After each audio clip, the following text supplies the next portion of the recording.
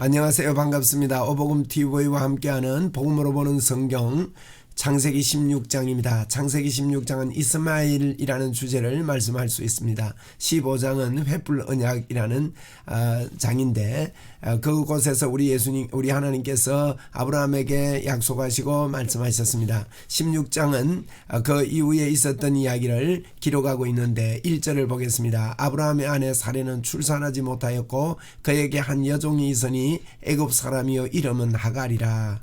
출산하지 못하였다. 이 출산은 하나님의 은혜로 되는 것입니다. 은혜 없이는 아무것도 안 됩니다. 사람이 태어나는 것도 그렇고 우리가 이 땅을 사는 것도 하나님께서 보내준 생명이지요. 예수님께서 처녀의 몸을 입고 이 땅에 오신 것은 분명히 하나님의 능력이고 하나님의 역사입니다. 그런데 아내 사레는 출산하지 못했다. 출산하지 못하는 것도 하나님의 은혜입니다. 그래서 이 하나님의 기쁜 뜻이 이 속에 있음을 우리가 알 수 있는데 2절에 사레가 아브라함에게 이르되 여호와께서 내 출산을 허락하지 아니하셨으니 사레도 아브라함에게 말할 때 출산을 하나님이 허락하지 않았다는 것을 알고 있습니다. 여러분, 하나님이 허락하지 않았으면 어떻습니까? 그것이 제일 좋은 일입니다. 최고의 일입니다. 그렇기 때문에 우리 하나님께서 좋은 것을 주시려고 우리에게 이런 일들을, 출산하지 않는 일들을 하셨다는 것이지요.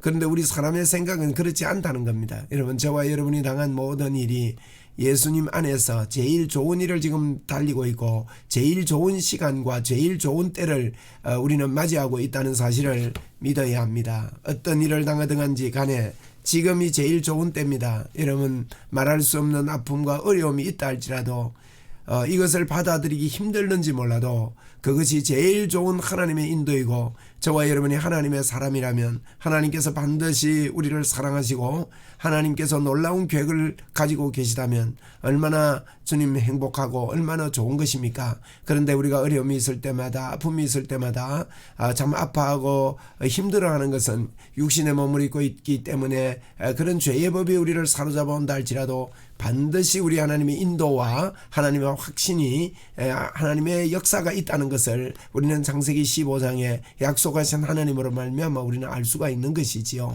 그런데 이제 실제를 보십시다. 죄의 법을 이기느냐 못 이기느냐. 영의 생각을 하며 예수님이 나와 함께 하시고 나를 떠나지 않으시고 나를 정확하게 인도하시고 하나님께서 역사하신다는 이 행복하고 기쁘고 감사의 삶을 우리가 사는 것은 정말로 참 은혜이고 귀한 일입니다. 그와 같은 마음을 오늘도 가지시기 바랍니다. 하나님께서 저와 여러분을 반드시 정확하고 가장 좋은 길로 인도하여 주시는 것을 믿습니다. 그래서 출산을 허락지 아니하셨으니 이제 사레가 말합니다. 원하건대 아브라함에게만 하는 말이죠. 내 여종에게 들어가라. 내가 혹 그로 말미암아 자녀를 얻을까 하노라 하며 아브라함이 사레의 말을 들으니라. 참 이것은 참 안타깝습니다. 물론 사레가 아내가 어떻게 다른 여자에게 남편을 이렇게 내어주는지 이것이 도저히 우리가 이해가 되지 않는 그런 구절이기도 합니다만은 여기 보니까 자녀를 얻는 것이 더 아내를 내어주는 것보다 더 큰 것이라는 것을 알 수 있습니다. 그 당시에 자녀가 없으면 참 죽을 만큼의 극한 그런 수치라고 그렇게 생각했기 때문입니다. 잘못된 생각이지요. 인간이 만든 어떤 규례나 인간이 만든 어떤 툴이 절대로 그것이 바람직하지 못합니다. 유행도 그렇고 사람들이 하는 어떤 규율이나 또 우리가 이 땅을 사랑하면서 생각하는 모든 생각들 어떤 때는 참 의술을 의지하지 말라는 것이 아니라 의사의 말을 하나님의 말씀보다 더 참 굳게 믿는 그와 같은 때도 있고 정부의 말을 하나님의 말씀보다 더 굳게 믿는 그와 같은 때도 있는 것을 보면서 참으로 안타까운 일이지요. 그래서 이제 사레가 아브라함에게 이제 이 하갈이라는 여종에게 들어가라는 것입니다. 근데 아브라함을 또 보십시오. 아브라함이 사레의 말을 들으니라 간단하게 이렇게 설명하고 있습니다. 아브라함의 믿음이 있는 것입니까? 흔들렸지요. 너무너무 흔들립니다. 하나님께서 횃불 언약을 통해서 나타나셔서 아브라함아 염려하지 말라. 나는 너의 큰 방패요. 15장 1절에 그랬잖아요. 하나님이 방패요. 두려워하지 말라. 나는 너의 방패요. 너의 지극히 큰 상급이라. 여러분, 이것이 우리 마음에 늘 있지 않으면 우리는 실수할 수밖에 없고 넘어질 수밖에 없습니다. 오늘도 우리 주장합시다. 하나님이 우리의 방패입니다. 하나님이 나의 큰 상급입니다. 하나님이 나의 방패요, 하나님만이 나의 상급이라는 것을, 이 최고의 축복이라는 것을, 하나님 그분이 내 안에 임마누엘로 계신 것이 최고의 복이라는 것을 알지 못하면 우리는 흔들릴 수밖에 없습니다. 여러분, 우리가 저도 그렇고 하나님이 우리의 방패입니다. 오늘도 우리의 방패 되십니다. 하나님이 우리의 방패 되십니다. 하나님이 우리의 방패고 우리의 큰 상급입니다. 그러나 아브라함이 이런 확신이 없었습니다. 그래서 사례의 말을 쉽게 들어버리고만은 이러한 모습을 봅니다. 죄의 법에 실패한 것이지요. 그런데 놀라운 것은 우리 하나님께서 이제 아브라함에게 로마서 4장에 보면 아브라함은 견고해서 흔들리지 않았다고 말합니다. 믿음이 있었기 때문에 견고해서 흔들리지 않았다. 참, 이것은 아브라함이 행위로 구원받은 것이 아니라 믿음으로 구원받았음을 우리에게 말하고 있고, 우리가 혹 실수해서 흔들리고 넘어졌다 할지라도 오늘 이 시간에 다시 우리의 믿음을 보시는 하나님 앞에 믿음으로 나아가는 저와 여러분이 꼭 되어야 되겠습니다. 여러분, 아브라함은 행위로 구원받은 것이 아니라 믿음으로 구원받았다고 로마서 4장에 집중적으로 말씀하고 있습니다. 아브라함이 사라의 말을 들으니라. 16장 3절입니다. 아브라함의 아내 사레가 그 여종 애굽 사람 하갈을 데려다가 그 남편 아브라함에게 처불어 준 때는 데려와가지고 남편 아브라함에게 준 것이지요. 그때는 아브라함이 가나안 땅에 거주한 지 10년 후였더라. 그러니까 75세에 가나안 땅에 왔다 그러면 85세에 이렇게 이런 일이 있었습니다. 아브라함이 하갈과 동침하였더니 하갈이 임신하며 그가 자기가 임신함을 알고 그 여주인을 멸실한지라. 여기에 보십시오. 아브라함이 하갈과 동침했는데 하갈이 임신했습니다. 누가 임신을 허락하셨습니까? 하나님께서 허락하신 것입니다. 우리의 실수와 우리의 연약함을 통해서 하나님께서는 그것을 통하여 하나님의 계획과 하나님의 일을 보여주시고 또 나타내고 계심을 우리는 알 수 있습니다. 오늘도 저와 여러분이 하는 모든 일이 하나님의 인도 속에 있다는 것을 알고 하나님의 마음을 알아 하나님을 사랑하고 이웃을 사랑하는 그와 같은 그런 간절한 마음으로 믿음으로 성장하고 믿음으로 참 나아가야 되겠습니다. 그가 자기의 임신함을 알고 하갈이 자기의 임신함을 알고 그 여주인을 멸시했습니다. 왜냐하면 하면 임신하지 못하면 수치라고 생각했기 때문에 이런 일이 일어나고 또 이제 사례가 이런 일을 하면 행복해질 줄 알았습니다. 여러분, 인간적인 방법은 절대로 행복해질 수 없습니다. 인간의 방법은 앞이 밝고 좋을 것 같고 계획이 명확한 것 같아도 그것이 우리에게 행복을 주는 것이 아니라는 사실입니다. 여러분, 하나님을 의지하고 하나님의 말씀을 붙잡고 하나님께서 우리에게 약속하신 십자가의 복음이 우리 속에 있을 때만이 참된 행복이 있을 수 있고 참된 건강이 있고 참 끝까지 승리하는 그와 같은 길을 가게 되는 것이지요. 이렇게 사례가 참 좋을 줄 알았는데 이런 일이 일어납니다. 그 하갈에게서까지 멸시를 당하는 이와 같은 일을 맞이하고 말았습니다. 사례가 아브라함에게 이르되 내가 받은 모욕은 당신이 받아야 옳도다. 5절 말씀이지요. 이렇게 이제 아브라함에게 또 남편에게 이렇게 치근댑니다. 얼마나 아브라함이 그 일을 버려놓고 나서 참 이런 일을 보면서 당황했고 마음이 아팠겠습니까? 내가 나의 여종을 당신의 품에 두었거늘 그가 자기의 임신함을 알고 나를 멸시하니 당신과 나 사이에 여호와께서 판단하시기를 원하노라. 이러면서 여호와를 덜먹거리고 하나님을 덜먹거리면서 그의 실수를 합리화시키고 자기가 잘못한 것에 대해서 이렇게 돌아보기보다도 다른 사람의 핑계를 이렇게 대는 이런 모습이 우리의 모습입니다.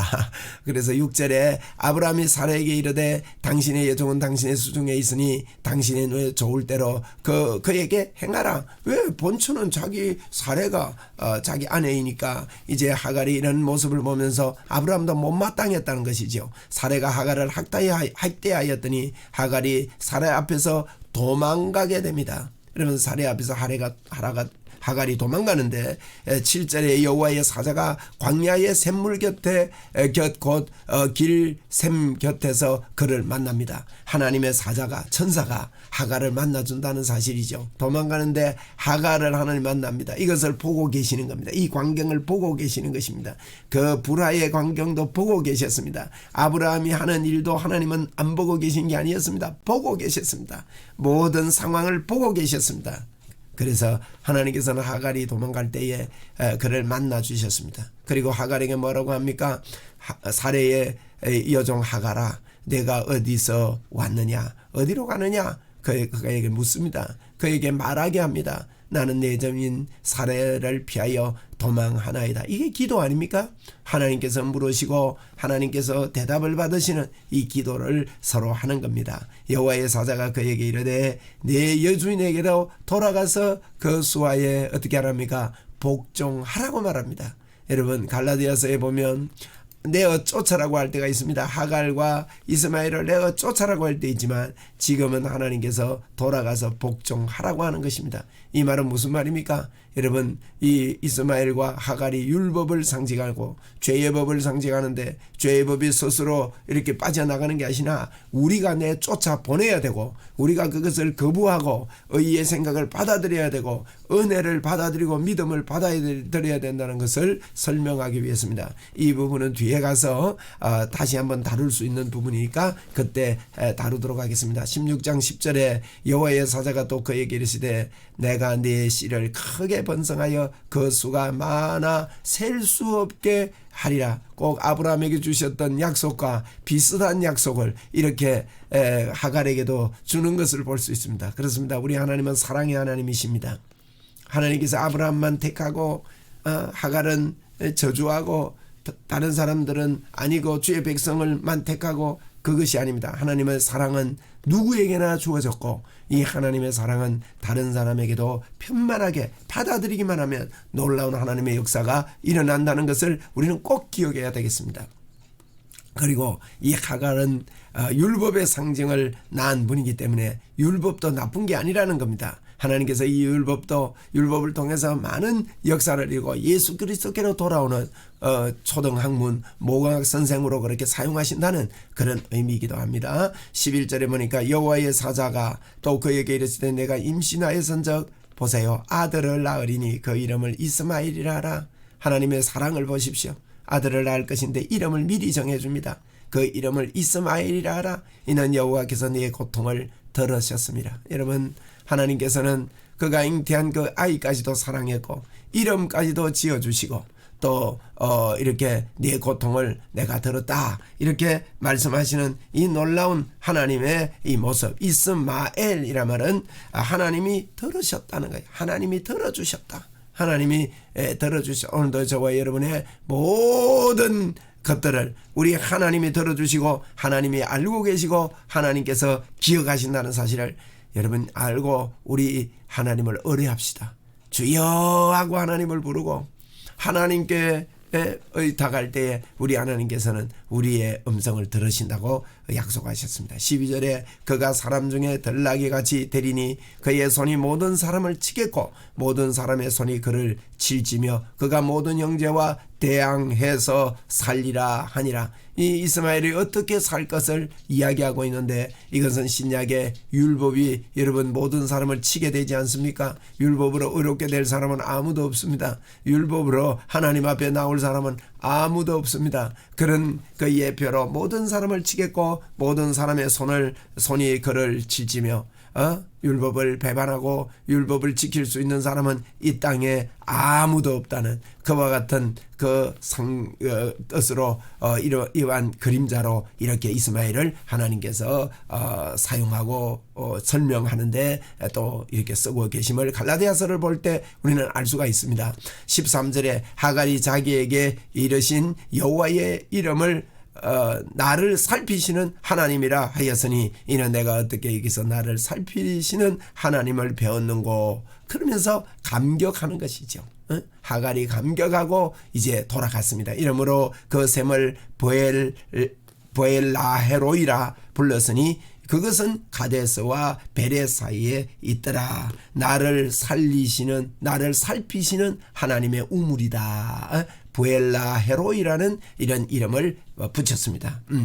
그리고 15절 하갈이 아브라함의 아들을 낳음에 아브라함의 아들입니다. 이것도 아브라함의 아들을 낳음에 아브라함이 하갈을 낳은 그 아들을 이름하여 이스마엘이라 하였더라. 아브라함이 이 이름을 이스마엘이라 했다는 것은 하갈이 그가 당했던 이야기를 아브라함에게 다 하고 이 아브라함이 이 이야기를 듣고 하나님의 인도하심과 하나님의 섭리를 받아들였다는 뜻입니다. 16절에 하갈이 아브라함에게 이스마엘을 낳았을 때에 아브라함이 86세였더라 라고 마치고 있습니다. 이제 86세 이후에 99세에 있었던 이야기가 17장에서 이어지고 있는데 17장에서 뵙도록 하겠습니다. 하나님의 간섭과 인도와 보살핌이 하나님의 눈이 이 아브라함의 가정을 늘 지켜보고 있는데도 불구하고 사레와 아브라함은 불안했습니다.